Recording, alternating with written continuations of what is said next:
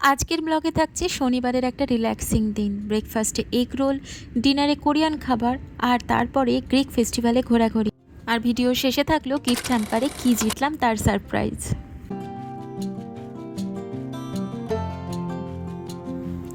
আজ শনিবার সকাল ওই 8টা মতো বাজে। আমি আগে উঠে পড়েছি, সোমনাথ আর একটুখানি পরে উঠবে।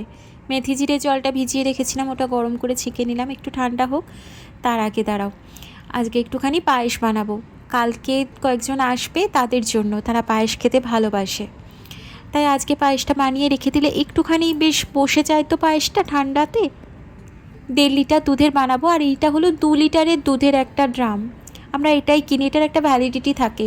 উলওয়ার্টসের কিনি, দাম ওই $3.20 মতো, ওই ভারতীয় মুদ্রায় 200 টাকা মতো 2 লিটারের দাম। আর একটা হয় লং লাইফ মিল্ক, যেটা আর কি টেট্রা প্যাকের, ওটাও মাঝে মাঝে আমি কিনে রেখে দিই আর কি। ওটা তো অনেক দিন থাকে, ভ্যালিডিটি ডেট তোমার 1 বছরের ওপর থাকে, তাই ওটা খারাপ হয়ে যায় না, ওটা এমার্জেন্সির জন্য রেখে দিই। আজকে একটু খুব এগ রোল খেতে ইচ্ছা করছে। আর এই যে পিটা ব্রেডগুলো থেকে গেছিলো, উলওয়ার্টস থেকেই কিনেছিলাম, তো ওইটা দিয়ে ডবল ডিমের এগ রোল বানাচ্ছি। আর এদিকে চালও সিদ্ধ হয়ে গেছে, সব কিছু হয়ে গেছে। আমি গুড়টা দিয়ে গ্যাসের ফ্লেমটা অফ করে দিয়ে একটুখানি নাড়িয়ে নিলাম, এরপরে একটুখানি ফুটিয়ে নিয়ে বন্ধ করে দেবো। ডবল ডিমের এগ রোল বানাবো। আর স্যালাডগুলোও তো কিনেছিলাম, সেই স্যালাডটাও থেকে গেছিলো, তাই জন্য আমাকে কিছু খাটতে হলো না, অথচ খুব সুস্বাদু একটা ব্রেকফাস্ট খাওয়া হয়ে যাবে।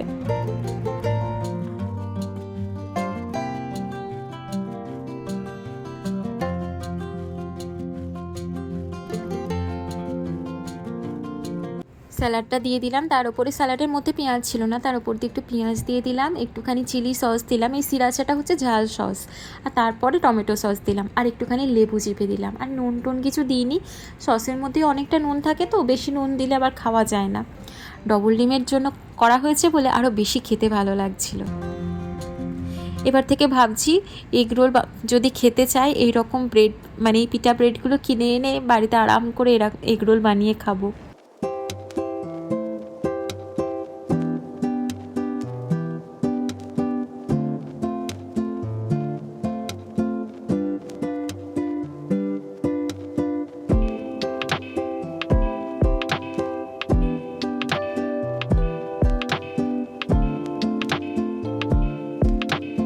সাথে একটু স্ট্রবেরি নিয়ে নিয়েছিলাম, আর সব শেষে একটুখানি লিকার চা খেলাম। আহা, আজকে দারুণ ব্রেকফাস্ট হলো।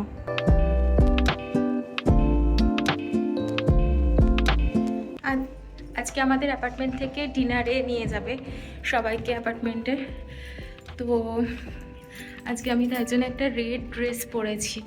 এখন ওই সন্ধ্যে 7টা মতো বাজে, আমরা চলে এসেছি একটা কোরিয়ান রেস্টুরেন্টে। আজকে অনেকের সাথে নতুন পরিচয় হলো, যারা এবছর এখানে এসেছে। আমাদের অ্যাপার্টমেন্ট থেকে এইগুলো অ্যারেঞ্জ করে, এই জন্যই ডিনার অনুষ্ঠানগুলো, ইভেন্টগুলো হয় আর কি। তো তাই জন্য বেশি ভিডিও আজকে আর করা হয়নি। খাবারে নিয়ে নিয়েছিলাম আমরা একটা কোরিয়ান ফ্রাইড চিকেন, একটু চিজ দেওয়া ছিল ওপর থেকে, এটা খেতে ভীষণ ভালো ছিল, তবে একটু মিষ্টির দিকে। আর একটা কোরিয়ান চিকেন কারি রাইস, যার মধ্যে এইটা ছিল একটা আলুর পুর দিয়ে কাটলেটের মতো, বেশ ভালো লেগেছে খেতে। ডিনার হয়ে গেছে, কিন্তু দিনের আলো রয়েছে, কারণ এখন ওই 8টা মতো বাজে। আমরা ডিনারের পর একটুখানি হাঁটতে বেরিয়েছি, এখানে না গ্রিক ফেস্টিভ্যাল হচ্ছে, সেটাই দেখতে চলে এসেছি।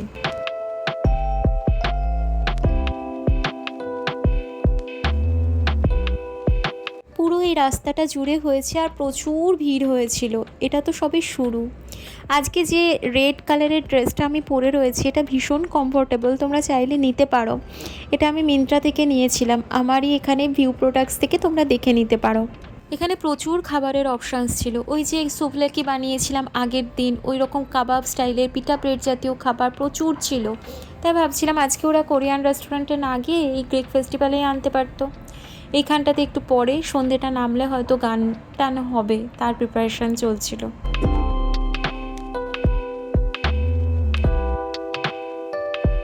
আর এখানে দেখো অনেকে মানে প্রাচীন গ্রিক পোশাক পরে ঘুরে বেড়াচ্ছেন, এগুলো কোনো কস্টিউম না, তখনকার ট্র্যাডিশনাল ড্রেস।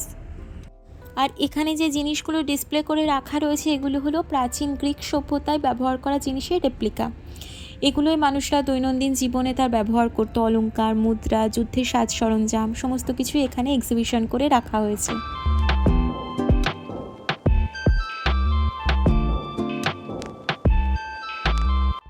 গ্রিক খাবারের মধ্যে তো কাবাব জাতীয় খাবারেরই বেশি প্রচলন থাকে। তার মধ্যে এখানে যেমন ট্র্যাডিশনাল ফুড হিসেবে গ্রিলড মিট, সুভলাকি, স্কিওয়ার্ড কাবাব প্রচুর বিক্রি হচ্ছিল, আর ওদিকে শেখা হচ্ছে পিটা ব্রেড। এখানে না মানে এই মিটগুলোতে মশলা খুব কম থাকে, ফ্রেশ হার্বস থাকে, তাতেই স্বাদটা ভীষণ ভালো হয়।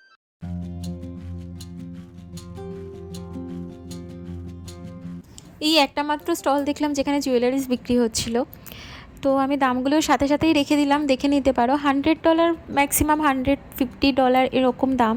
মানে এই পার সেটটার যেমন দাম ছিল $100, মানে আমাদের ভারতীয় মুদ্রায় ধরো ওই 6,000 টাকা মতো।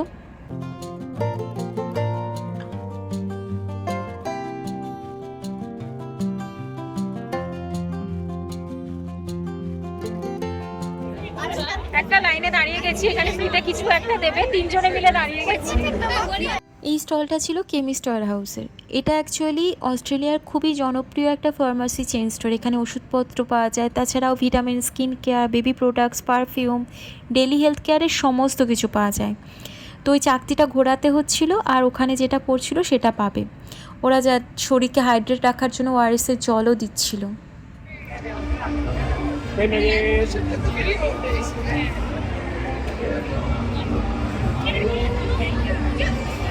Oh my God! ले जाओगे? जा जा तू जा।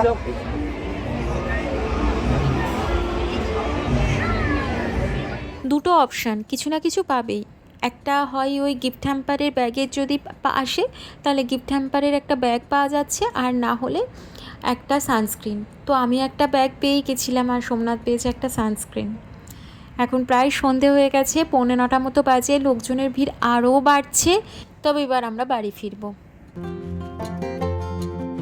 ব্যাগটা পেয়েছি, ব্যাগটাতে দেখো, প্রথমে দেখাই যে এটা একটা এত বড় একটা সানস্ক্রিন পেয়েছি। কত ml এটা? 50 ml। 100 ml এর হয় যে না, এটা 50 ml, বেশ ভালো হলো। 50 SPF 50 वाला। আর এবার ঝুলি থেকে আমি ব্যাগের মধ্যে কি পেয়েছি বলি, white whitening toothpaste. This is toothpaste, আমি কোনোদিন ইউজ করিনি, দেখতে হবে। এটা তোমার চুলের, আমি বেশি কিছু ইউজ করি না বলে আমার নলেজ খুব কম, আমাকে নেট খুলে খুলে দেখে বুঝতে হবে এগুলো কিসের জন্য।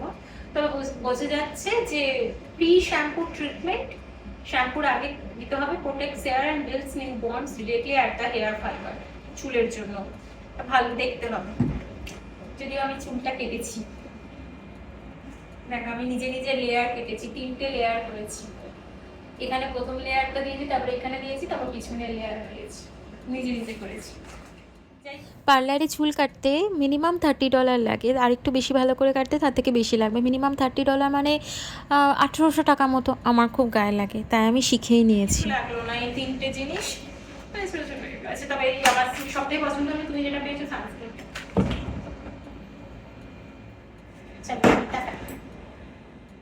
গিফট হ্যাম্পারটা পেয়ে বেশি মজা হয়েছিল, কিন্তু সানস্ক্রিনটা বেশি দরকার লাগলো। এখন ওই রাত 10টা মতো বাজে, আমি একটু ফিশ ফ্রাই কোটিংটা রেডি করে রাখছি। আগের দিন তোমাদের ভিডিওতে দেখিয়েছিলাম আমি বাসা ফিলেটা কীভাবে ম্যারিনেট করে ফিশ ফ্রাইয়ের জন্য রেডি করি। তো ওইগুলোই এখন কোটিং করে রেখে ডিপ ফ্রিজে ঢুকিয়ে দেবো। একটা কোটিং করে রেখে দিয়েছি, এবার এটাকে এর মধ্যে যেমন এটা অনেকটাই বড় হয়েছে, এটা দুটো করলে ভালো হতো, ভাজতে সুবিধা হতো। যাই হোক, এটাকে এখানে ডিমের মধ্যে ভালো করে চুবিয়ে নিয়ে এর মধ্যে দিলাম। তো চলো আজকের ভিডিওটা তাহলে আমি এখানেই শেষ করছি। যদি কিছু ভালো লেগে থাকে ছেড়ে যাওয়ার আগে অবশ্যই চ্যানেলটা সাবস্ক্রাইব করো, লাইক করো, আর কমেন্ট করে আমার পাশে থেকো। দেখা হচ্ছে নতুন একটা ভিডিওর সাথে। ততদিন পর্যন্ত সবাই ভালো থেকো, সুস্থ থেকো। আজ আসি, টাটা, গুড নাইট।